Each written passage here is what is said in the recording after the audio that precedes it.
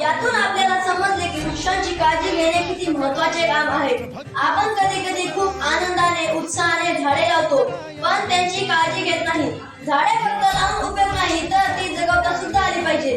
सरकार किंवा विविध सामाजिक निसर्गप्रेमी अनेक संस्था अनेक कार्यक्रमांतर्गत लोकांना झाडे लावण्याचे व त्यांना जगवण्याचे पैसे दिले जातात. अशा वेळी लोक पैशांसाठी झाडांची काळजी घेतात, त्यांचे रक्षण करतात, पण सार्वजनिक किंवा जंगलातील झाडांकडे पाहिले सुद्धा जात नाही. झाडे लावून फक्त फायदा नाही, तर ती जगवता सुद्धा आली पाहिजे.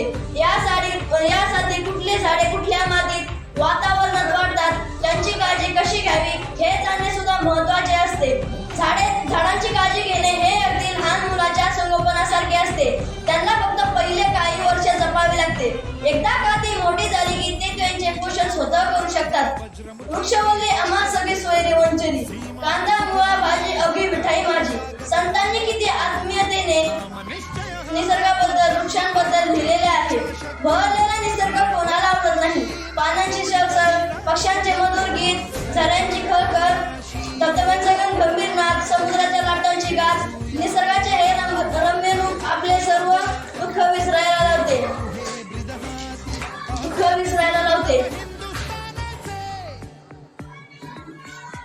म्हणूनच आपण झाडे लावली पाहिजे. नवे तर ती जगवली सुद्धा पाहिजे.